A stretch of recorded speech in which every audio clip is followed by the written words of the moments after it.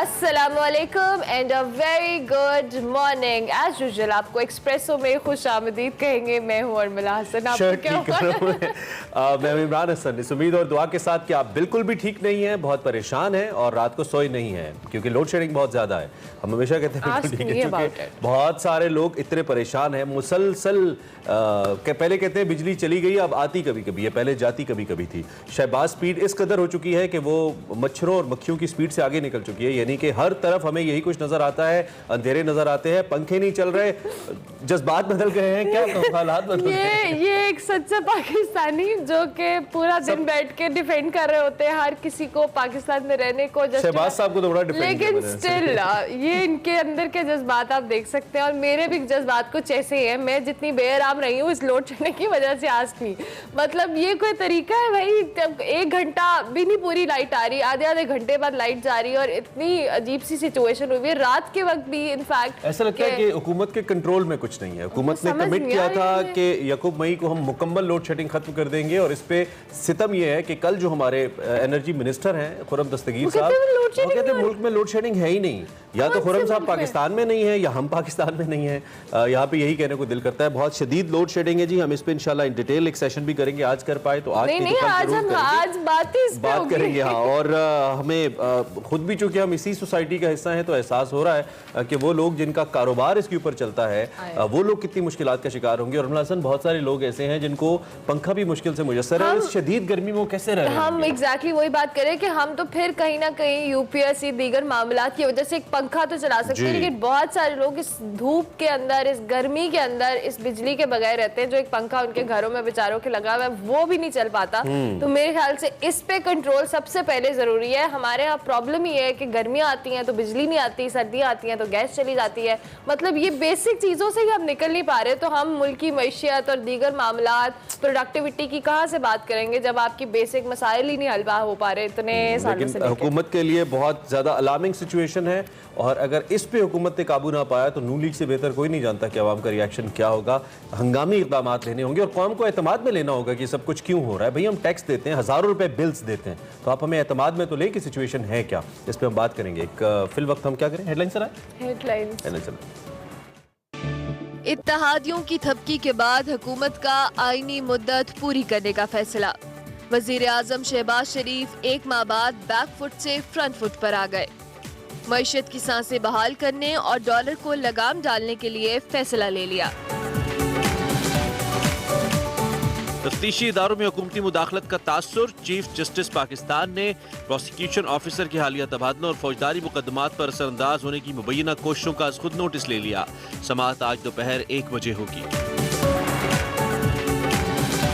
पंजाब के आईनी और सियासी बहरान में मजीद इजाफे का खदशा। मुनहरिफ अरकान की नाअहली से मुतल्लिक इलेक्शन कमीशन के फैसले का सबको इंतजार। PTI का वजीर आला पंजाब के खिलाफ सुप्रीम कोर्ट जाने का ऐलान।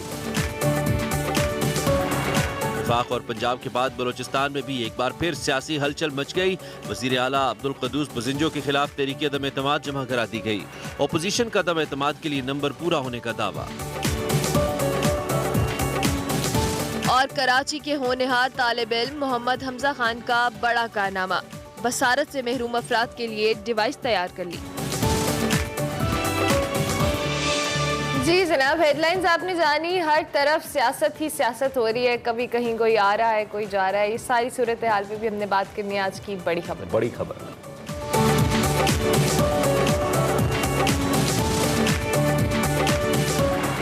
तो जनाब बिलाखिर हुकूमत और इत्तेहादियों ने मुश्किल हालात में मुश्किल फैसले करने का फैसला कर ही लिया। तैयार हो गए ये करने के लिए वज़ीर आज़म शहबाज शरीफ और इत्तेहादियों ने इत्तेफाक किया है कि फौरी इलेक्शन नहीं कराएंगे। पहले इलेक्शन इस्लाहात और नैब तरामीम होंगी। हुकूमत अपनी आईनी मुद्दत पूरी करेगी और फिर जनरल इलेक्शन करवाया जाएगा। इस हवाले से पीपल्स पार्टी की जो सीनियर रहनुमा है सैयद खुर्शीद शाह, उन्होंने कल एक स्टेटमेंट दी, सुनिए।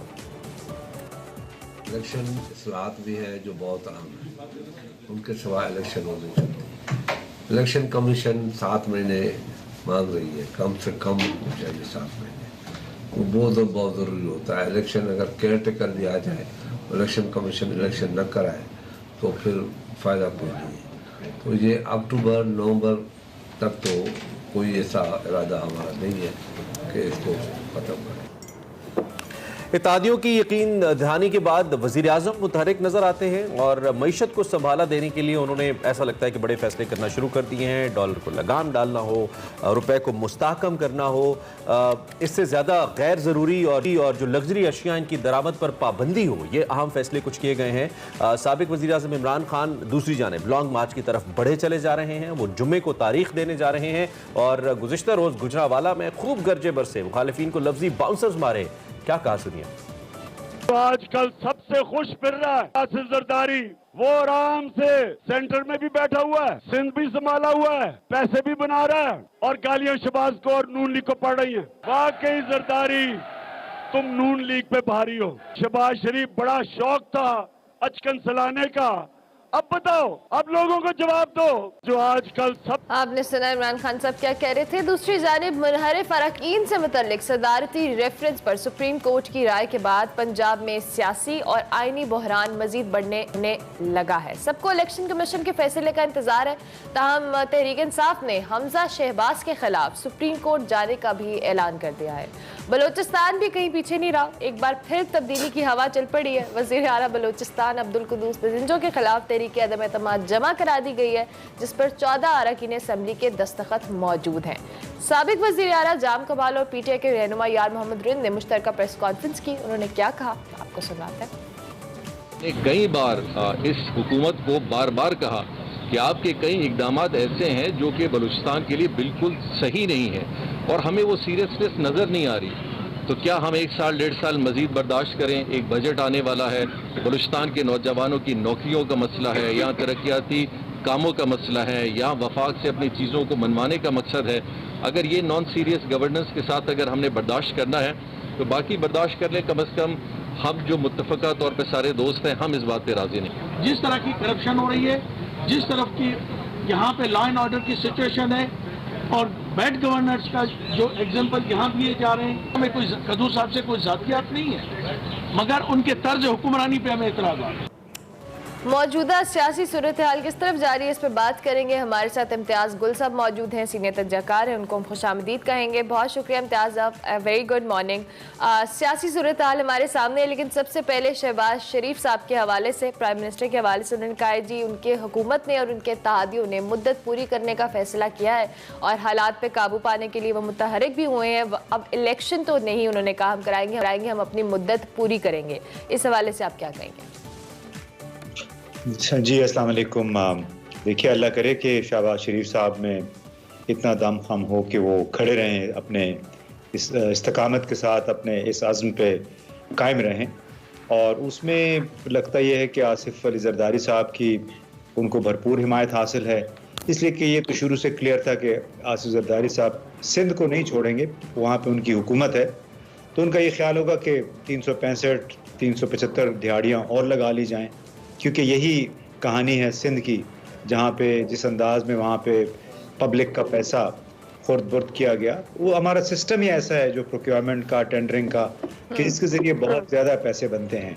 तो शहबाज शरीफ साहब फंस गए हैं और जो इमरान खान साहब ने बात की कि वो वाकई शहबाज शरीफ को फंसा लिया गया है, लेकिन उससे कते नज़र ये अगर इनका ख्याल हो कि इस तरह इमरान खान को बंद कर देंगे या उनके दूसरे साथियों को गिरफ्तार करके ये मोमेंटम उनका तोड़ देंगे, तो ये मेरा ख्याल है पाकिस्तान के साथ बहुत बड़ी ज़्यादती होगी। इस वक्त जज्बात बहुत भड़के हुए हैं और इसके अलावा भी बड़े मुक़्तदर हलके हैं। खुद इन बड़ी जमातों के अंदर ऐसे लोग हैं जिनका ये ख्याल है कि हमें ताज़ा इंतखाबात ही की तरफ जल्द अज जल्द जाना चाहिए, क्योंकि उसके बाद ही आप मुस्तकिल मिजाजी के साथ और एक फोकस के साथ अगले 5 साल हुकूमत कर सकेंगे। ये साल सवा साल की राजधानी में ज़्यादातर जो गालियाँ हैं वो मुस्लिम लीग को पड़नी है और सियासी भौचाल भी यहाँ से जाएगा नहीं, अदम इस्तेहकाम यूँ ही चलता रहेगा। जब शहबाज शरीफ साहब ने अपनी पहली तकरीर की थी असेंबली के अंदर, इम्तियाज़ गुल साहब तो बड़े कॉन्फिडेंट थे और मुझे याद है उन्होंने एक शेर भी पढ़ा था, कुछ इस तरह से था कि मुझे यकीन है ये चश्मा यहीं से निकलेगा, मेरी ज़मीन मुझे एड़ियाँ रगड़ने थे, बड़े पॉजिटिव थे। इसके बाद जिस तरह की सूरत हाल विद इन अ मंथ उनको सामना जिसका करना पड़ा है, ऐसा लगता है कि होपलेस नज़र आते हैं। फैसले भी नहीं कर पा रहे थे, डिपेंडेंट थे, लंदन चले गए भाई से पूछने के लिए, समझ नहीं आ रहा था, ऐसा लगता है हमें। और फिर कल इस सारी एक्सरसाइज के बाद उन्होंने फैसला किया कि नहीं, हम अभी 1.5 साल हैं। तो आपके ख्याल में ये जो ऑप्शन इस वक्त शहबाज शरीफ साहब के सामने है, क्या वाकई जरदारी साहब ने इम्पोज कर दी उनके ऊपर आगे समंदर पीछे टाइगर, या फिर उन्होंने खुद इसको ऑप्ट किया और सलाहियतों पर भरोसा करते हुए आए और अब परेशान हो गए? देखिए, आपको याद होगा जो मुग़ल बादशाहों का आखिरी दौर था, वो बादशाह भी, बहादुर शाह ज़फ़र भी शेर व शायरी के और गाने के मौसीकी के बड़े शौकीन थे। तो मुझे लगता है कि ये बाप बेटा भी कुछ ऐसी हैं, गाने वाने गाते हैं, शेर बड़ी बाकायदगी से पढ़ते हैं। लेकिन जो उनकी पहली तकरीर थी उससे ये ज़ाहिर हुआ था कौमी असम्बली में बतौर वज़ीर आज़म कि ये लोग, इनके पास 6 हफ्ते थे, तैयारी इन्होंने कुछ नहीं की हुई थी। और जिस किस्म के उन्होंने फिर ऐलानात भी किए कि तनख्वाहों में इजाफा और मेरे कम अज़ कम तनख्वाह, उजरतों, तनख्वाहों में इजाफा और फिर पेंशनों में इजाफा, तो उससे साफ ज़ाहिर हो रहा था कि इन्होंने इस तरफ सोचा ही नहीं। उनका उस वक्त तक मकसद यही था कि किस तरीके से इमरान खान से जान छुड़ाई जाए। और आपने देखा कि इनकी काबीना भी बनते बनते 1 महीना लगा।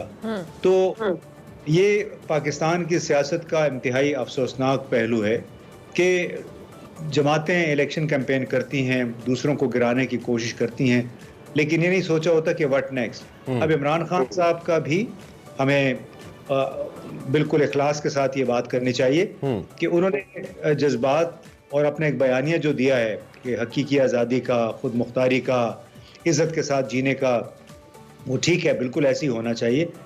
इसकी वजह से उन्होंने अवाम की जो उनको फॉलो कर रहे हैं उनकी तवक्कुआत बहुत बढ़ा दी हैं। वो ऐसा लग रहा है कि हम ये अवाम को लेके पहाड़ी पे चढ़ रहे हैं। अब ये मालूम नहीं है कि पहाड़ी पे चढ़ने के बाद या चोटी पे पहुंचने के बाद फिर अगला मंसूबा क्या है। इसलिए कि जो कुछ ये चाहते हैं वो तो 2/3 अक्सरियत के बगैर मुमकिन नहीं है, और क्लीन 2/3 अक्सरियत होगी तो तब ये बहुत सारे अपने मंसूबों पे अमल दरामद कर सकेंगे। तो इस हवाले से इमरान खान साहब को भी थोड़ी सी एहतियात से काम लेना चाहिए। बातें ठीक है, लोग उससे इत्तेफाक करते हैं, लेकिन अवाम को इस पिच तक ना ले जाएं, इस हद तक ना ले जाएं कि जहाँ फिर अगर इंतखाबात होते हैं तो उसमें खून खराबा बहुत हो। बिल्कुल वायलेंस की तरफ ना जाए मामला। तो सेकेंडली, जिस तरह से आपने होप्स के हवाले से बात की, जब खान साहब इक़्तिदार में नहीं आए थे तब भी लोगों ने शायद उनसे बहुत ज़्यादा तवक्कुआत वाबस्ता कर ली थी, और जब परफॉर्मेंस नहीं हुई थी तभी लोगों ने फिर इस तरह से बैकफुट पे भी चले गए थे। लेकिन स्टिल आपने इमरान खान साहब का जिक्र किया लॉन्ग मार्च की तारीख देने जा रहे हैं वो जुमे के रोज़, और उन्होंने कहा है जी कल हम इस हवाले से बाकायदा तौर पर अपनी प्लानिंग और स्ट्रैटेजी वाजे कर देंगे कि हमने क्या करना है, हमारे आइंदा का लाएअमल क्या होगा। सो इस हवाले से आप बताइएगा, आपको क्या लगता है कि जो लॉन्ग मार्च है उससे ये तो इलेक्शन ना कराने का फैसला हो गया, इमरान खान साहब की जो स्ट्रैटेजी होगी या जो प्लानिंग होगी लॉन्ग मार्च को लेके वो कितनी इम्पैक्टफुल हो सकती है? जी, मैं 2 बातें करना चाहूँगा। अगर मैं भूल गया आपका कोई सवाल तो मुझे याद कराइएगा, मुख्तसरन मैं बता दूँ जरूर कि ये जो परफॉर्मेंस खराब होने का बयानिया था ये अपोजिशन का था। सिवाय महंगाई के और करंट अकाउंट डेफिसिट के कोई अशारिया ख़राब नहीं था। यही बातें कल मिफ्ता इस्माइल साहब ने IMF के साथ गुफ्तगू में, जो दोहा में वो उनका वफ़द आया हुआ है, ऑनलाइन गुफ्तगू में उन्होंने कहा कि हमारा 5.34% ग्रोथ रेट रहा है पिछले साल, और आइंदा साल हमारा 6% होने की तवक्को है। तो जिस मुल्क में अगर 4-5% के हिसाब से ग्रोथ रेट होता है, जो मुआशी तरक्की की रफ्तार, वो ख़राब परफॉर्मेंस नहीं होती है, ख़ास तौर पे जब आप कोरोना जैसी एक वबा है उसके ज़रिए। यानी मिफ्ता साहब जब अपोजिशन में थे वो कुछ और कहा करते थे, लेकिन कल जो उन्होंने अपनी बातचीत की है IMF के वफ़द के साथ, वो कुछ और कहा है, और वो उस बात की गमाजी है कि यहाँ कुछ ना कुछ काम हो रहा था। तो हमें इस तरह ये जो इन्होंने बयानिया बनाया था ये झूठ पे और मुनाफकत पे मबनी, ये नहीं करना चाहिए। जब आपने इंटरनेशनल फोरम पे अगर ऐसी बात करनी है तो फिर आवाम को क्यों गुमराह करते हैं। दूसरी बात जो आपने अभी मेरा सवाल ही किया था कि 20 मार्च को उन्होंने तारीख देनी है, 20 मई को तारीख देनी है जी। तो मेरा अपना ये ख्याल है कि इंतहाई कोशिशें हो रही हैं कि वो ये कोई हतमी तारीख ना दें, इस्लामाबाद पे मार्च के, और उससे पहले ही इंतखाबात की तारीख का ऐलान कर दिया जाए। अच्छा, इसलिए कि जब तक इंतखाबात की तारीख का ऐलान नहीं होगा, ये कोशिशें गुल साहब कहाँ से हो रही हैं? बस जहाँ से भी हो रही हैं। जो कहते हैं कि सियासत में नहीं है, हम वहाँ से तो नहीं हो रही। मैं बस देखें, यहाँ पे बहुत सारे स्टेक होल्डर्स हैं, तो मेरी चिड़िया कोई नहीं है, हम लोगों से डायरेक्ट बातचीत करते हैं। आप रख लें, वैसे चिड़ियों कबूतरों का जमाना है पाकिस्तान में, जितनी तूफानी सियासत चल रही है।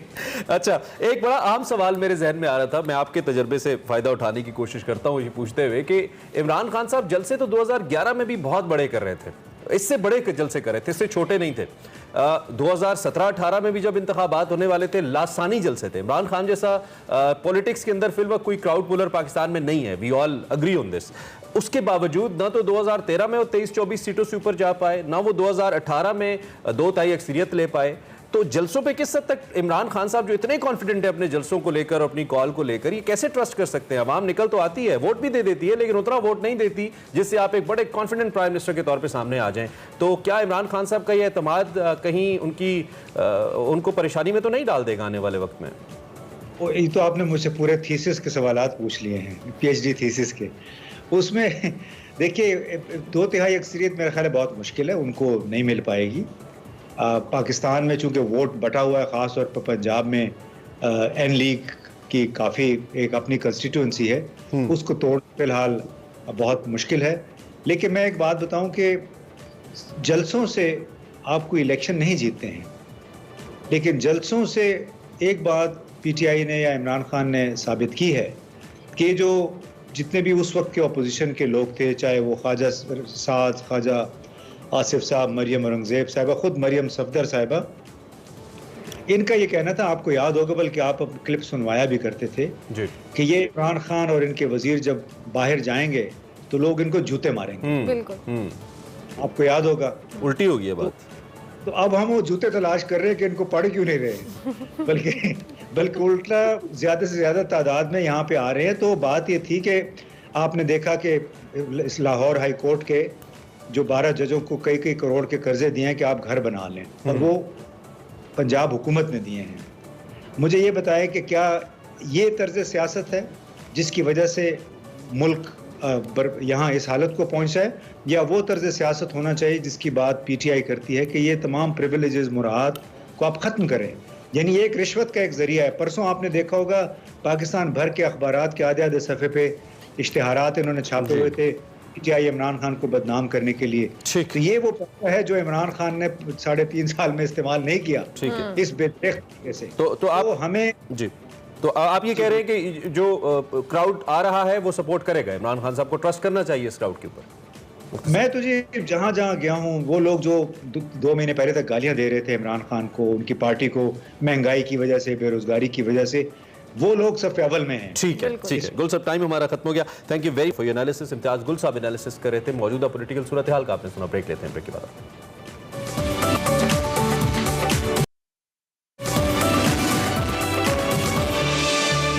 Welcome back to Expresso. As usual बात कर लेते हैं कुछ इकोनॉमी की, जिसमें इक़्तिसादी सूरत हाल फिल वक्त ऐसा लगता है कुछ खास हौसला अफजा नहीं है। पाकिस्तान की मईशत मुश्किल का शिकार है। मुसलसल जो डॉलर है उसकी कदर में इजाफा और रुपए की बेकदरी मुसलसल बढ़ रही है। स्टॉक मार्केट ने कुछ बेहतरी ज़रूर दिखाई है, कुछ पॉइंट्स बेहतर कल ज़रूर हुआ, लेकिन dollar almost as reach to 200 rupees, तकरीबन डबल सेंचुरी के पास पहुँच गई। हुकूमत ने एक माह बाद जो मईशत की सांसें हैं उसे बहाल करने के लिए कुछ अहम फैसले लेने का फैसला किया कल हमने देखा, लेकिन मौजूदा माशी सूरत हाल बड़ी मुश्किल नजर आ रही है। कतर में हुकूमत और IMF के दरमियान मुज़ाकरात शुरू हो चुके हैं। आज दूसरा रोज है। IMF की जानिब से पाकिस्तान मईशत को जो दरपेश चैलेंजेस है उनकी निशानदेही भी की जा रही है, जबकि हुकूमत ने IMF को इस्लाहात और अहदाफ पूरे करने की यकीन दहानी कराई है। दोहा में जो मुज़ाकरात है 25 मई तक जारी रहेंगे और मुज़ाकरात कामयाब होने की सूरत में पाकिस्तान को $1 अरब की किस्त जारी होगी। दूसरी जानिब अगर हम अमेरिका की बात करें तो IMF के साथ जो जारी मुज़ाकरात मुज़ाकरात हैं उसका खैर मकदम करते हुए यकीन दहानी कराई गई है कि वो मुश्किलात में घिरी जो पाकिस्तानी मईशत है उसको संभाला देने के लिए भरपूर ताबन। बिलावल भुट्टो जरदारी का दौरा कामयाबी से जारी है। अहम मुलाकातें उनकी हुई है। अमरीकी वज़ीर ख़ारजा महकमा ख़ारजा के मुताबिक जो अमरीका है वो पाकिस्तान की खुशहाली चाहता है, मुस्तहकम और खुशहाल पाकिस्तान की तामीर और जो सरमायाकारी है, तिजारती मौक़े है, इसके बढ़ाने के तरीक़ों पर दो तरफ़ा तौर पर काम जारी रखने का ख़्वाह है। मुल्क की मईशत कैसे संभलेगी, क्या ये मखलूत हुकूमत संभाल पाएगी? इससे पहले कि हम उसकी तरफ जाएँ, कुछ जो रवां माली साल के तरक्की की शरह एक्सपेक्ट की जा रही है, इट्स 5.97 जो आदाद शुमार सामने आए हैं सेक्रेटरी वजारत मनसूबाबंदी की सदारत में जो नेशनल अकाउंट्स कमेटी का इजलास हुआ उसके अंदर, और ये शरह नमू इससे पहले हम अगर इंडस्ट्रियल ग्रोथ की भी बात करते हैं तो उसका जो नंबर है इट्स 7.19। सो उस लिहाज से हम अगर देखें तो हमें एक हौसला अफजा पिक्चर पाकिस्तान की इकॉनमी की मिलती है पेंडेमिक के बावजूद। खुर्रम शहजाद साहब हमारे साथ मौजूद हैं, हमारे मईशत हैं, उनसे ज़रा इस पर राय लेते हैं कि इस वक्त हम एक जानिब हमें हमारी जो ग्रोथ है वो बेहतर लग रही है, इम्प्रूव सिचुएशन लग रही है, और दूसरी जानिब हमारी जो करेंसी है वो मुसलसल डिवैल्यू हो रही है, इंपोर्ट्स पे हम पाबंदी लगा रहे हैं, तो क्या हम सही समत में जा रहे हैं? यानी खुर्रम साहब थैंक यू वेरी मच। सारी पिक्चर आपके सामने है। सबसे पहले सिंपल सा सवाल ये है, क्या इस वक्त हमारी इकॉनमी की जो समत है वो दुरुस्त है to become a better economy in future? जी अस्सलाम वालेकुम। देखें, स्ट्रेंथ की जहाँ तक बात करें तो वो मेरे नहीं ख्याल के स्ट्रेंथ ठीक है, क्योंकि अभी जो है काफ़ी सारे मसले जो है वो हमें आ रहे हैं। सबसे पहली बात यह है कि हमें अपनी कर्जों की अदायगियाँ करनी है, जो कि जून से पहले या जून तक हमें जो है तकरीबन कोई $5 बिलियन की कर्जों की या तो अदायगियाँ हैं या फिर उनकी जो है वो एक रोल ओवर होता है, या तो वो हमें करना पड़ेगा या रिस्ट्रक्चरिंग करनी पड़ेगी, यानी कि या तो हमें उन्हें अपने जो जिनसे हम कर्जा लेते हैं उनसे हमें बात करके कर्जों को आगे करना पड़ेगा। इस तरह के प्रॉब्लम्स जो हैं वो आपकी सोवरेनिटी को बहुत ज्यादा जो है वो नुकसान पहुंचा सकते हैं। जब आप जो है कर्जे लेते हैं और फिर कर्जों को टाइम पे पे नहीं कर सकती और पॉलिटिकल इंस्टेबिलिटी इतनी ज्यादा हो जाती है कि आपकी इकोनॉमिक पॉलिसी की कंसिस्टेंसी जो है ना वो क्वेश्चन हो जाती है। तो ये एक प्रॉब्लम है कि हमारे यहाँ जब पॉलिटिकल इंस्टेबिलिटी रहती है तो इम्पैक्ट करती है आम आदमी को बहुत ज्यादा, जिसमें महंगाई में इजाफा होता है, एम्प्लॉयमेंट कम होती है। वो तो खुर्रम अभी आती नजर नहीं आती ना। सियासी जमातों की मौजूदा कैंपेन को देखें, हुकूमत भी जलसे कर रही है, अपोजिशन भी जलसे कर रही है, और ये हुकूमत के जो जलसे हैं ये उस वक्त से जारी हैं जब तहरीक इंसाफ हुकूमत में थी। उस वक्त भी बतौर हुकूमत भी वो जलसे कर रहे थे, अब वो बतौर अपोजिशन भी जलसे कर रहे हैं। और अगर अभी इलेक्शन का ऐलान नहीं हुआ, इन केस अगर इलेक्शन का ऐलान हो भी जाता है तो आपको पता है कि 3 से 4 माह 5 माह का ये पूरा प्रोसेस है हुकूमत के तश्कील पाने का। तो क्या फिर हम ये समझे कि मुसलसल डिक्लाइन हमें नजर आएगा, चाहे हमारी स्टॉक मार्केट हो या हमारी करेंसी वैल्यू हो इसके अंदर?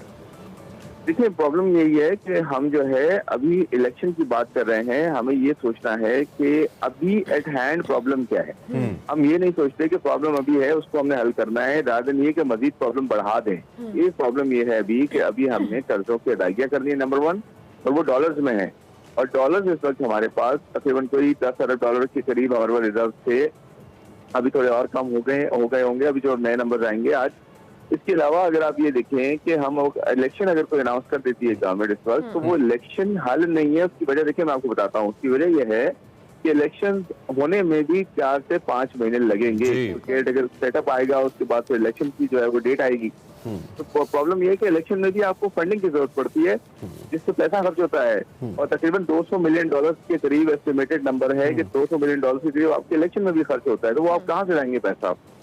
तीसरी चीज ये है कि जब आपको इलेक्शन में पैसे खर्च करने हैं और दौरान आपके जो है वो मसले पड़ जाते हैं, तो वो कौन हल करेगा? केयर टेकर सेटअप तो उसको ऑन नहीं करेगा उस तरह से। तो प्रॉब्लम ये है कि अभी जो भी गवर्नमेंट है उसको उस पर हमें प्रेशराइज करना है, उसे हमें ये पुश करना है कि आप परफॉर्म करें। आप गवर्नमेंट में आए हैं, आप परफॉर्म करें, मसलों को हल करें, उसके बाद इलेक्शन में जाएं ताकि मुल्क जो है एक जगह स्टेबिलिटी की तरफ आए। ठीक हो गया। अच्छा खुर्रम, IMF और पाकिस्तान के दरमियान जो मुज़ाकरात शुरू हो चुके हैं, ऑब्वियसली IMF की शराइत कुछ इस तरह की हैं कि इस हुकूमत को बहुत सख्त फैसले भी लेने होंगे जिस तरह से उनकी डिमांड्स हैं, और सबसे बड़ा मुतालबा तो यही है कि पेट्रोलियम मसनूआत पे जो सब्सिडी है उसको ख़त्म किया जाए। आपको लगता है कि ये जो तमाम तर सिचुएशन है इसमें आवाम अफोर्ड कर सकती है इस तरह के मामला, और हुकूमत क्या इतना इतना डेयरिंग कदम उठाएगी, क्योंकि इस सिचुएशन के अंदर जो कि हमारी इकॉनमी बहुत ज़्यादा इफेक्टिव है, दूसरी तरफ हमारी जो अपोजिशन है, इमरान खान साहब है, उनका भी एक बहुत ज़्यादा प्रेशर है, अर्ली इलेक्शंस के हवाले से भी हुकूमत का क्लियर स्टांस है कि वो नहीं कराएंगे। सो इस सारी सिचुएशन में IMF के मुतालबात को मानना और मईशत को संभालना किस तरह से बेहतर हो सकता है ये सारी सिचुएशन? देखिए, वे आउट कुछ नहीं है ना, वे आउट यही है कि गवर्नमेंट को कड़े फैसले लेने हैं और उसके साथ साथ IMF को ये बताना है कि देखिए हम फैसले ले रहे हैं और हमने लेने हैं, और उसके साथ आपने हमें प्रोग्राम में वापस लाना है, क्योंकि देखिए ये प्रोग्राम क्रूशियल है बहुत ज्यादा। इस मैच पे आ गए हम कि अगर हमने ये नहीं किया तो हमारे पास बहुत प्रॉब्लम्स और हो जाएंगी। आपको अंदाजा नहीं है कि हमारे यहाँ अगर डॉलर बहुत ज्यादा बढ़ जाता है तो उसके नुकसान इतने ज्यादा हैं कि आपके यहाँ कर्जों की अदायगियां डबल ट्रिपल हो जाएगी। आज मैं आपको एक नंबर देता हूँ कि पिछले कुछ दिनों में, एक डेढ़ महीने में, एक महीने में इनफैक्ट 16 रुपए डॉलर जो है वो बढ़ा है। तो आपके कर्जों में इजाफा, जो सिर्फ मैं फॉरेन कर्जों की बात कर रहा हूँ जो बाहर से हमने लिए हैं, 2100 अरब रुपए इजाफा उसमें हो गया, 2100 अरब रुपए सिर्फ ये एक महीने में। और ये 200 बेसिस पॉइंट जो शरह सूद में इजाफा हुआ है, 700 से 800 अरब का इजाफा कर्जों में उससे हो गया है एनालाइज बेसिस पे। देखिए प्रॉब्लम ये है कि हम डिले करते हैं ना, तो डिले का बहुत ज्यादा कॉस्ट हमारी जो है ना आवाम भुगतेगी आगे जाते हुए। तो इस गवर्नमेंट को परफॉर्म करना पड़ेगा, या जो भी कोलिशन गवर्नमेंट है उसको परफॉर्म करना पड़ेगा। क्या वाकई आपको हुकूमत के पास ऑप्शंस ही नहीं है जिसकी वजह से ये हुकूमत इतना लैतोलाल से काम ले रही है, या स्लो है? Government is being lazy to make certain decisions, because फैसले तो लेने पड़ेंगे इन एनी केस। अगर हम फ्यूल की इंटरनेशनल प्राइसेस पे जा रहे हैं, महंगी करनी पड़ेंगी, कोई हल नहीं है हमारे पास। और उसमें एक स्ट्रैटेजी बहरहाल हो सकती है कि एक तबके को सब्सिडीज दे दी जाए या कुछ ऐसा कर लिया जाए, अदरवाइज करना तो पड़ेगा। तो क्या ये महज एक लेजीनेस है, सुस्ती है फैसलों में, सियासी मसालियत है, या आपको लगता है कि मसला कुछ और है? नहीं, देखिए जो पॉलिटिकल कैपिटल होता है ना वो एट स्टेक बिल्कुल होता है। तो देखिए जो भी गवर्नमेंट आती है वो ये सोच के आती है कि जी हम थोड़ा लॉन्ग टर्म चलेंगे और हम पैसे लेंगे। इस गवर्नमेंट को फिर हमें ये भी करना चाहिए कि हमें वक्त देना चाहिए कि आप कड़े फैसले लें ताकि उसका एक इम्पैक्ट आए, इम्पैक्ट के बाद नॉर्मलाइज चीज हो, और फिर आपका पॉलिटिकल कैपिटल वो देखिए हर पॉलिटिकल पार्टी को ये होता है कि जब पिछले ने ये नहीं किया तो मैं क्यों करूं, जो कि ऐसा होना नहीं चाहिए। ठीक। और पिछले वालों ने भी और मुख्तसरन ये हुकूमत मुसलसल कहती रही है कि पिछली हुकूमत ने IMF के साथ सख्त मुआहदे किए, सख्त शराइत उनकी मानी। क्या ये उसमें कोई लिवरेज, कोई फ्लेक्सिबिलिटी ले पाएगी ये गवर्नमेंट IMF से अब जब बातचीत हो रही है? ये बड़ा अच्छा सवाल है। दो चीजें इसमें अच्छी हो रही हैं, हालांकि उसके नुकसान बहुत ज्यादा हैं, अच्छी नहीं है, लेकिन शॉर्ट टर्म में रुपये को छोड़ा हुआ है, रुपये को मैनेज नहीं किया, डॉलर को मैनेज नहीं किया हुआ। ये है कि IMF ये कहेगा कि जी डॉलर और रुपये को आपने मैनेज नहीं किया हुआ, इसको छोड़ा हुआ है, तो उससे IMF का स्टांस होता है, उससे इम्पोर्ट्स को तवक्कुफ करते होना शुरू हो जाएंगी। दूसरी चीज इंटरेस्ट रेट्स हमने बढ़ाए हैं, तो IMF को ये भी पॉजिटिव है IMF के लिए कि इंटरेस्ट रेट भी हमने बढ़ाए हैं और रुपये को भी हमने डिवैल्यू किया है या उसको छोड़ा हुआ। तो ये दो चीजें ऐसी है IMF एग्री कर सकता है अपने प्रोग्राम में आने में, और एक अच्छी खबर आ सकती है। बट इसलिए स्टिल टफ टाइम है, हमें कोशिश करनी है, गवर्नमेंट को फैसले जरूर करने, स्मार्ट डिसीजन करने, प्लानिंग के साथ किया जा सकता है, लेकिन ये कि करना जरूरी है, नहीं करेंगे तो करना जरूरी है, लेकिन प्लानिंग और प्रॉपर स्कीम्स के साथ इसको करना होगा। Thank you very much Khurram Shahzad कि आपने हमें ज्वाइन किया। इकॉनमी के ऊपर तबसरा देते हैं। अभी हम एक ब्रेक लेंगे, ब्रेक के बाद हाजिर होंगे। आप देखते रहिए एक्सप्रेसो।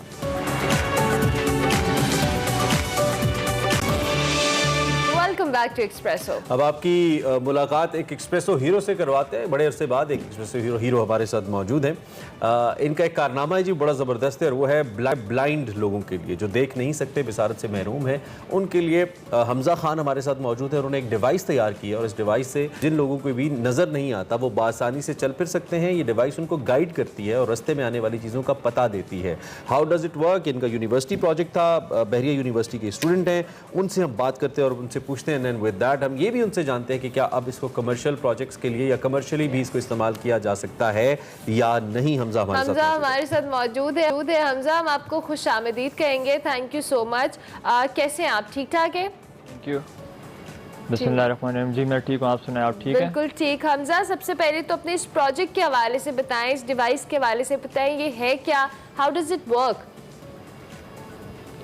बेसिकली ये एक इन्विजन आई है, ये AI बेस्ड आई है, ठीक है। तो इसमें ये होता है कि जो ब्लाइंड पर्सन है उसे इसे हैंग करना होता है। तो जब वो ब्लाइंड पर्सन इसे हैंग करता है, वो ऑन द वे जा रहा होता है, उसके ऑन द वे उसके सामने कोई भी ऑब्स्टिकल आता है, वो कैमरा इसे डिटेक्ट करता है और वो वॉइस फीडबैक देता है। लाइक अगर टेबल आता है ऑन द वे या चेयर आती है या कोई भी ऑब्स्टिकल आता है, तो वो उसे डिटेक्ट करने के बाद वॉइस फीडबैक देता है। कि there is a table in front of you, there is a person in front of you, etcetera etcetera. ठीक हो गया, that's ठीक हो great. गया। तो इसमें उसकी रिस्पॉन्स करने की टाइमिंग क्या है कि ये जो कैमरा डिटेक्ट करता है और जब वॉक करते हुए जितने भी ऑब्स्टिकल्स आते हैं उनको किस तरह से वो डिटेक्ट करके एक बंदे को इन्फॉर्म करता है, इसमें टाइम ड्यूरेशन कितने सेकंड्स है? बेसिकली 1 सेकंड के अंदर अंदर ये डिटेक्ट करके बता देता है आपको। और ये बेसिकली आपको 3 to 4 फीट की डिस्टेंस पे ही पहले ही बता देता है, इन्फॉर्म कर देता है कि ये चेयर आपके वे पे आने वाली है, ये ऑब्स्टिकल आपके रास्ते में आने वाला है। That's great. तो इसकी प्रोग्रामिंग में कितने अल्फाज या कितनी चीज़ें शामिल हैं जो कि ये बता सकता है? या इसकी प्रोग्रामिंग इसमें मतलब काफ़ी लाइब्रेरीज और प्रोग्रामिंग मैंने यूज़ की है, तो मतलब पाइथन मैंने इसमें जो कोडिंग है उसकी की है, पाइथन कोडिंग। तो हम इसको, वो मैंने मिसाल इसलिए दी, कुछ अर्सा पहले एक विजुअल सामने आया था जिसमें एक बिजली पे चलने वाली गाड़ी है, दुनिया भर में इलेक्ट्रिक कार है, बड़ी मशहूर Tesla, and it had hit a plane जो कि वहाँ पे खड़ा हुआ था, and then we got to know कि इसकी प्रोग्रामिंग में प्लेन था ही नहीं, इसलिए वो रुकी नहीं और उसमें जाके हिट हो गई। तो इसलिए मैंने पूछा कि क्या इस वाली प्रोग्रामिंग में सारी चीज़ें आपने शामिल की? बिल्कुल ऐसा ही होता है। प्रोग्रामिंग में कुछ मॉडल्स इंड्यूस करने पड़ते हैं। अब मैंने इस इन्विजन आई में 180 मॉडल्स इंड्यूस किए हैं। अच्छा। अब वो कस्टमर की डिमांड होती है। ब्लाइंड पर्सन अगर एक रूम में रहता है तो उसकी डिमांड अलग होती है, अगर वो एटमॉस्फेयर में भी रहता है और उस एटमॉस्फेयर का क्या बिहेवियर है, मतलब क्या क्या चीज़ें उसकी मतलब डिमांड में, तो उस लिहाज से फिर ये प्रोडक्ट बनाई जाती है। अब जैसे मैंने इसमें 180 मॉडल्स डाले हैं, तो उसमें डिफरेंट चीज़ें हैं, चेयर्स हैं, क्लॉक है, पर्सन है, इस तरह की मतलब काफ़ी चीज़ें हैं। जैसे पर्सन को डिटेक्ट कर लेता है, चेयर को, तो इस तरह के काफ़ी मॉडल्स आपने इंड्यूस किए। अच्छा ये बताएं, ऑब्वियसली कि ये आपका यूनिवर्सिटी का प्रोजेक्ट था, फर्दर आप इसको एक्सपैंड करें कमर्शियल लेवल पे, and is it budget friendly? जो अफराद हैं क्या वो उनके लिए अफोर्डेबल है, इसकी एक्सेस भी और इसका यूज़ भी? बिल्कुल। ये जब मैंने इसमें रिसर्च की तो मुझे एक रियलाइज़ हुआ कि ये 2.5% ऑफ पाकिस्तानी जो है वो ब्लाइंड है, और जो ब्लाइंड पर्सन है उसमें ऑलमोस्ट जो है ना, मोस्टली जो है उसमें ब्लाइंड पर्सन मिडिल क्लास और पुअर फैमिली से बिलोंग करते हैं। तो मेरी कोशिश यही थी कि कम से कम बजट इसका रखा जाए। तो अब बेसिकली जो फर्स्ट प्रोटोटाइप मेरा बना है उस पर 55,000 का मेरा जो है कॉस्ट है ये। तो इंशाल्लाह डिपेंडिंग ऑन डॉलर, क्योंकि इसके कंपोनेंट अब्रॉड से आते हैं, तो उसके मुताबिक इसकी कॉस्ट रखी जाएगी। ठीक है। तो अभी आपने यूनिवर्सिटी के अलावा भी कहीं पे इसको प्रेजेंट किया है, इस प्रोजेक्ट को? इस प्रोजेक्ट को सिर्फ यूनिवर्सिटी का, ये मेरा बेसिकली अभी फाइनल ईयर प्रोजेक्ट था। अभी मतलब जिस तरह कोई एग्जीबिशंस वगैरह होंगी तो मैं इंशाल्लाह उसमें पार्टिसिपेट करूंगा। तो हमजा, यूजुअली कोई ना कोई इंस्पिरेशन ज़रूर होती है ऐसा काम करने में, या कोई ना कोई ऐसा चैलेंज ज़रूर होता है जो आपको मजबूर करता है कि आप कुछ ऐसा करें। क्या घर में, फैमिली में, आसपास कोई ऐसा था जिसकी वजह से आपको लगा कि आपको ऐसा करना चाहिए? आपकी बात बिल्कुल ठीक है। चैलेंज तो खैर नहीं कह सकते, लेकिन एक इंस्पिरेशन, मुझे एक मोटिवेशन मिली थी। एक पर्सन था, पिछले रमज़ान की बात है, तो वो ब्लाइंड था, तो उसके साथ एक बेटा आता था उनका, वो उसे असिस्ट करता था 5 वक्त की नमाज़ों में, वो आता था रमज़ानों में तिलावत करता था। वो मुझे रियलाइज़ हुआ कि यार एक जो ब्लाइंड पर्सन है उसे कितना मुश्किलात मतलब दरपेश आती है, और उसके साथ एक असिस्टेंस का होना, कि वो एक डिपेंडेंट होता है एक बंदे पे। तो मैंने सोचा क्यों ना एक ऐसी डिवाइस बनाई जाए और मेरी FIP में कि इनके काम आ सके। तो अल्हम्दुलिल्लाह अल्लाह का लाख लाख शुक्र है, जितना भी मतलब अल्लाह का शुक्र अदा किया जाए कि इसमें हर्डल्स तो काफ़ी आए, डिफिकल्टीज भी आए, चैलेंजेस भी आए, लेकिन अल्हम्दुलिल्लाह ये क्या बात है। हमजा, क्या प्लान है फ्यूचर में, क्या करना है? इसी डिवाइस से रिलेटेड और इनोवेशंस करने का प्लान है, या मुख्तलिफ अपने करियर को लेकर, अपनी पढ़ाई को लेकर फर्दर फ्यूचर में क्या गोल्स हैं आपके? गोल्स यही हैं कि इसी डिवाइस को जिस तरह लोगों ने सपोर्ट किया वायरल किया इस पोस्ट को, तो और जिस तरह लोगों ने मुझे सपोर्ट किया ब्लाइंड पर्सन के रिलेटिव्स, फैमिलीज वगैरह, तो इंशाल्लाह इसमें मैंने और मॉडिफिकेशन सोची है, मतलब इसमें और चीज़ें और मॉडिफाई करेंगे इंशाल्लाह। Thank you very much. अब बहुत ज़बरदस्त काम है। We wish you very best of luck. Thank you so much for joining us in Expresso. Mohammad Hamza Khan हमारे साथ मौजूद थे। अभी हम एक ब्रेक लेंगे, ब्रेक के बाद हाजिर होंगे। देखते रहेंगे एक्सप्रेसो।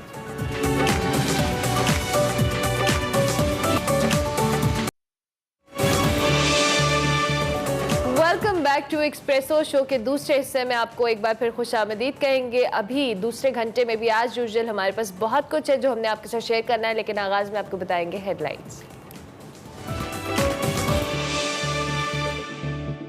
शहादत का कोई नेमुल बदल नहीं। जो कौमें अपने शहीदों और हीरोज को भूल जाती हैं, वो कौमें मिट जाती हैं।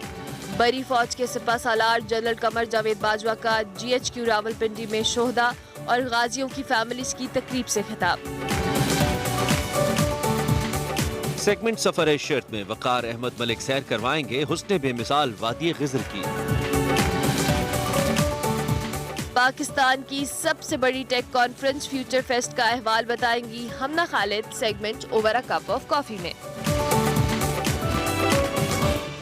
आज से आपकी बेहतरीन और रिफ्रेशिंग सुबह का आगाज हमारी गारंटी है। आई मीन इस सेगमेंट को लेकर तो मैं ये गारंटी आपको दे सकता हूँ, बिकॉज सफर शर्त में हम आपको वादी गिजर दिखाने वाले हैं। जो लोग नहीं गए हैरान हो जाएंगे, परेशान हो जाएंगे। बहुत खूबसूरत है। देखते हैं आज का सफर शर्त।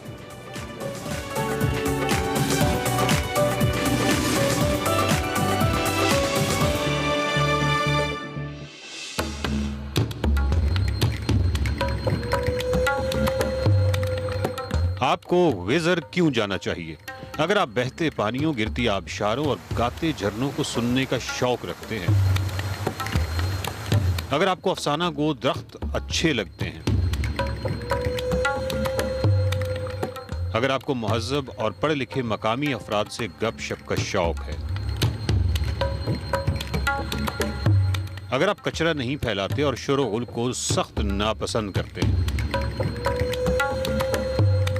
अगर आप कहानीकार झीलों की कहानियां सुनने का शौक रखते हैं, अगर आप मोहब्बत करते हैं और मोहब्बत के गीत गाते हैं, तो यकीन कीजिए आप गिजर के लिए हैं और गिजर आपके लिए है।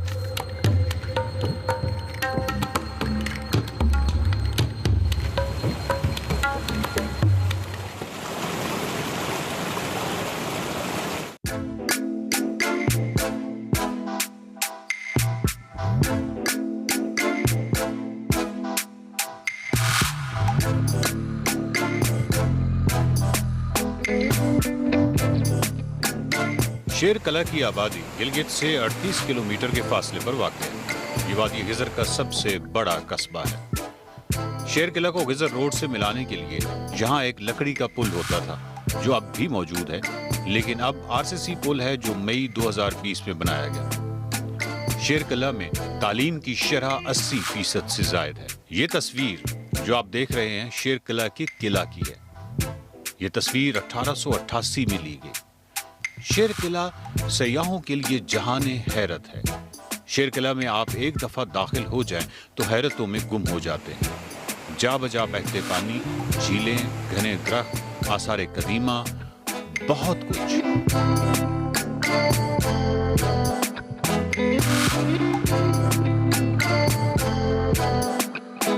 शेर किला में देखने के लिए बहुत कुछ है। क्या आप तसव्वुर कर सकते हैं कि किसी बंद दरवाजे के पीछे झील हो सकती है? तसव्वुर कीजिए कि आप एक बंद दरवाजे पर दस्तक दें और जब मालिक मकान आए तो आप उससे दरख्वास्त करें कि आपने उसके घर के अंदर पाई जाने वाली पाकिस्तान की सबसे खूबसूरत झील देखनी है। ये खूबसूरत झील शेर किला में है।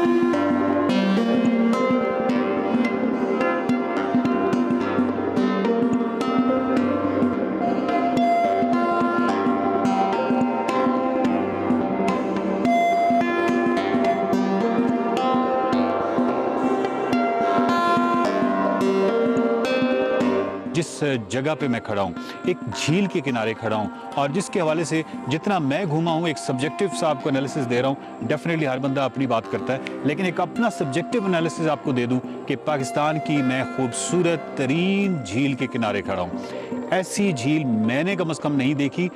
झील का मतलब ये नहीं होता कि उसके पेट में कितना पानी है और वो कितनी बड़ी है। झील वो है जो कहानीकार है। ये कहानीकार झील जो है, इस वक्त मैं इसके किनारे खड़ा हूँ, और इस कहानीकार जो झील है, यस ओवरऑल अगर इसको हम कहानी कहें या अफसाना कहें, तो इसकी जो हीरोइन है ये खुद झील है, और इसके गिर्द जो खूबसूरत दरख्त है वो इसके खूबसूरत किरदार है।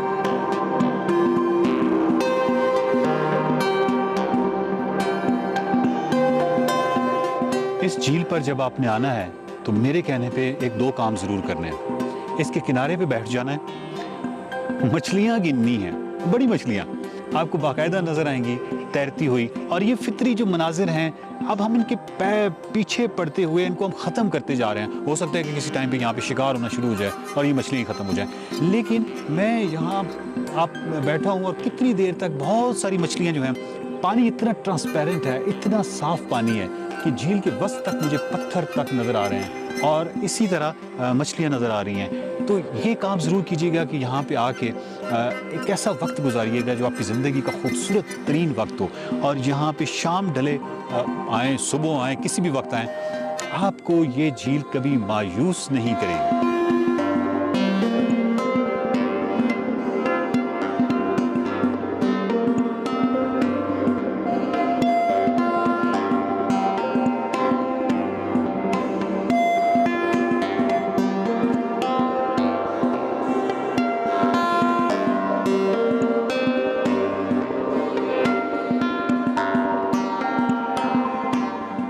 इस झील पर घूमते हुए मुझे काफ़ी वक्त हो गया है।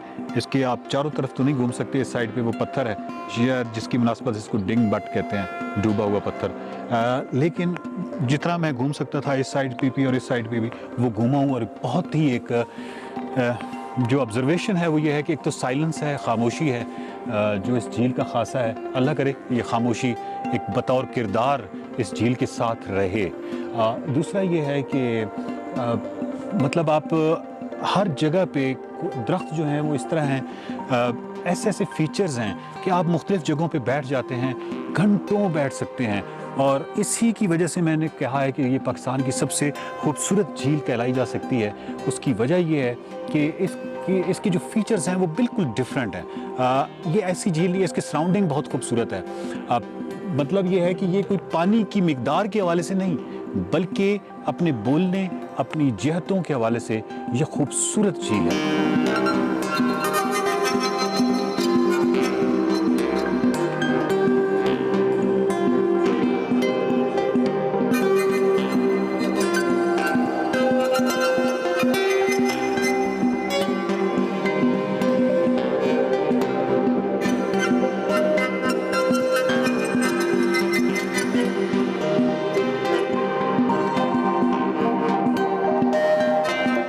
मेरा ख्याल है कि शफीकुर रहमान की जो नीली झीलें हैं, जिन लोगों ने शफीकुर रहमान को पढ़ रखा है उनको मालूम है कि वो जो उनकी नीली झीलें हैं, उसकी जो मंजर कशी उन्होंने की है वो क्या है। शायद उस मंजर कशी पे कोई झील पूरा उतरती है। शफीकुर रहमान की नीली झीलों पर अगर कोई झील पूरा उतरती है तो वो ये वाली झील है। मुझे यकीन है डेफिनेटली, बल्कि यकीन क्या, हमें मालूम ही है कि शफीक साहब ने ये झील नहीं देखी थी, लेकिन शफीक साहब के तख़य्युल की जो कार फरमाई थी, उस तख़य्युल में कहीं ऐसी ही झील थी, और जिसको उन्होंने नीली झीलें या नीली झील कहते थे। इसी तरह तारड़ साहब जो हैं वो झीलों के आशिक हैं, और उन्होंने भी झीलें जितनी भी देखी हैं उसके हवाले से जो मंजर कशी की है, बहुत सारी झीलों पर जाके उन्होंने बाकायदा इजहार किया है मायूसी का कि ये वो झील नहीं है। मुझे पूरा यकीन है कि अगर तारड़ साहब इस झील पे आते तो 2 चैप्टर तो कहीं भी नहीं गए थे उनकी किसी किताब में। शायद वो 2 चैप्टर लिखते चले जाते और यहाँ पे वो खैमा जन होते। मतलब ये है कि ये ऐसी झील है जो कि अदीबों ने या शायरों ने जो तख़य्युल बांधा है, कि तकरीबन उस तख़य्युल की आप समझें कि एक रिप्रेजेंटेशन है, इजहारिया है, और उस तख़य्युल का इजहारिया जो है वो इस झील के अलावा कोई और हो ही नहीं सकता।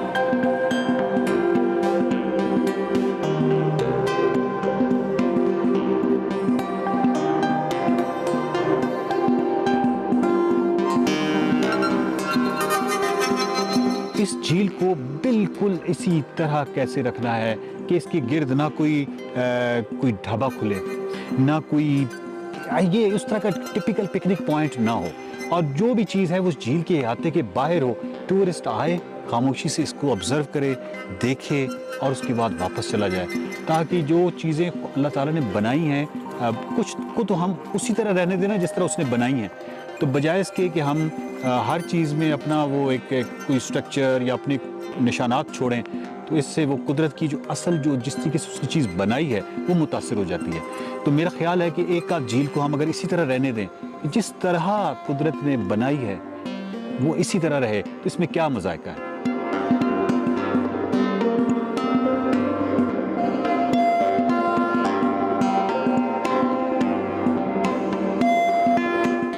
आपने देखी पाकिस्तान की सबसे खूबसूरत तरीन झील और शेरकिला की अगली किस्त में इस झील के मालिक से मिलिए, जिन्होंने इस झील को साफ और शफाफ रखा हुआ है। कोशिश तो ये करता हूँ, यहाँ मछली हैं, ये बहुत करीबी रिश्तेदार आते हैं तो मैं मना नहीं कर सकता, लेकिन दुआ कर सकता हूँ कि वो तोड़ के निकल जाए। या तो पहले आए हैं ना, जब आ जाए तो वो तोड़ के निकल। क्या कोई पकड़ता है तो मैं उसको कहता हूँ कि भाई मेरे घर में नहीं पकाना है इसको। सर मेरे घर में नहीं पकाना। क्या बड़े आदमी आप। क्योंकि अगर ले जाना है तो बेशक किसी और जगह में जाकर इसको खाओ। किसी ये तो अब मुझे ये महसूस होता है ये मेरे बच्चे हैं। वाह वाह वाह। Welcome back to space. अब आपको over a cup of coffee में हमना खालिद यूजुअली तो अहम शख्सियात से मुलाकात आपकी कराती हैं, लेकिन आज वो एक फेस्टिवल में, आपको पता है फ्यूचर फेस्ट जारी है, सबसे बड़ा टेक इवेंट है पाकिस्तान का और कामयाबी से जारी है। उसी का अहवाल हमने आपको कल भी दिखाया था, आज जरा मजीद आपको दिखाते हैं कि उसमें क्या हैपनिंग्स रही। Over to Hamna for this segment.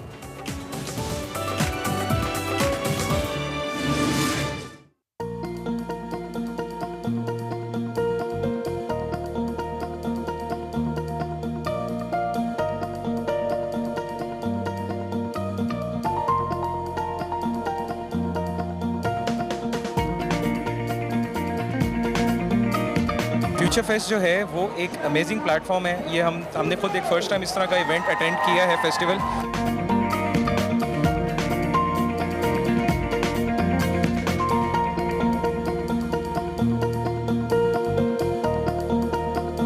इसकी मोस्टली जो 50 to 60% जो मैन्युफैक्चरिंग है वो कंप्लीट हो चुकी है, रिमेनिंग इन प्रोसेस है। Hopefully at the end of the जुलाई वो कंप्लीट हो जाएगी और सितंबर के अंदर हम लोग अपनी कार फाइनलाइज करके हम लोग इसे यूएसए शिप वगैरह कर देंगे।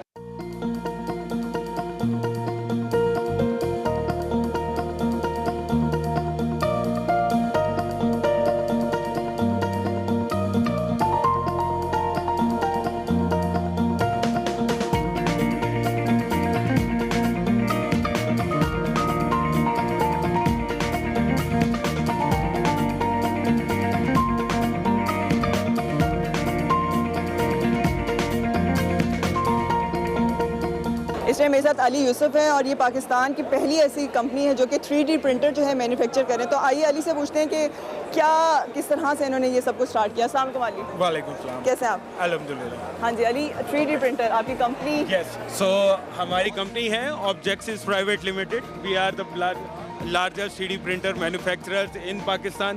These are actually made in Pakistan, designed and manufactured in Pakistan 3D printers by Objects. आप इस वक्त हमारे पास यहाँ पे जो प्रिंटर देख रहे हैं, this is actually our consumer grade model और ऑल दीज आइटम्स जो आप देख रहे हैं यहाँ पे, these are actually printed by the 3D printer itself. Future fest कितना हेल्पफुल है इस तरह के स्टार्टअप प्लान्स के लिए, इस तरह की मैन्युफैक्चर कंपनीज के लिए, उसके बारे में आप क्या कहेंगे? सो फ्यूचर फेस्ट के लिए अगर हम ये कहेंगे, this is great platform to showcase our technology. हम जनरल पब्लिक है, काफ़ी यंगस्टर्स हैं, हर किस्म के टेक से रिलेटेड लोग हैं, उनको प्रेजेंट करने के लिए, उनको लाइव डेमो दिखाने के लिए how 3D printing works, how everything works और 3D प्रिंटिंग के यूजेज क्या है, कहाँ यूज़ कर सकते हैं, एवरीथिंग उनके लिए बहुत बेनिफिशियल है। बिल्कुल ऐसे ही। Wish you all the very best Ali आपकी कंपनी के लिए। Thank you so much. Thank you so much. और भी बहुत अच्छे अच्छे स्टॉल्स हैं। इस टाइम शोर इतना हो रहा है, मुझे खुद नहीं समझ आ रही कि मैंने कब कहाँ जाना है। तो आइए मुझे ही फॉलो करो और साथ साथ सुनते रहे। आ जाइए।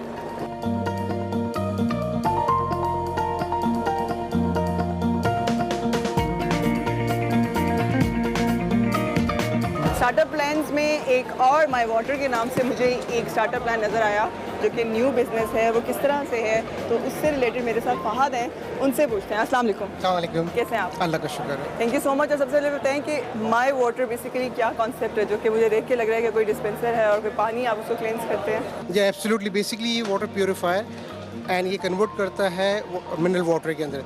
This is world first smart water purifier system जो बेसिकली आपकी टैप वाटर को, सोर्स लाइन वाटर को कन्वर्ट करता है into tap water mineral water के अंदर। सो ये बेसिकली जो हैजल ऑफ प्लास्टिक बॉटल्स है कि आप उठा के लगा रहे होते हैं एंड प्लास्टिक यूज़ कर रहे होते हैं, तो बेसिकली उसका ही ऑल्टरनेटिव है फॉर द नेशन। तो ये किस तरह से इसकी सर्विसेज जितने भी हैं वो किस तरह से इसकी सर्विसेज ले सकते हैं? और अच्छा, बेसिकली हमने करा ये, इसको जब स्मार्ट IoT बेस बनाया तो हम कस्टमर को एक ऐप देते हैं इंस्टॉल करके। उस ऐप के ऊपर कस्टमर के पास तमाम इन्फॉर्मेशन आ रही होती है। उस इन्फॉर्मेशन के अंदर पानी कैसा आपके पास आ रहा है, उसको कन्वर्ट किस तरह से कर रहा है, कितना लीटर आपने यूटिलाइज करा है, एंड देन उसमें फ़िल्टर की कंडीशंस आ रही होती हैं। तो फ़िल्टर कौन सा गुड कंडीशन में जब आपके पास आ रहा है तो there is no issue, things are working fine. जैसे किसी फ़िल्टर में मसला होगा तो वो ऑटोमेटिकली वहाँ अलार्म जनरेट कर देगा और एक अलर्ट दे देगा कि need replacement of filter. So customer can report the problem from the app, और वो ऐप से प्रॉब्लम रिपोर्ट करेंगे, वो हमारे कॉल सेंटर में आ जाती है, and then we replace the filter as soon as possible.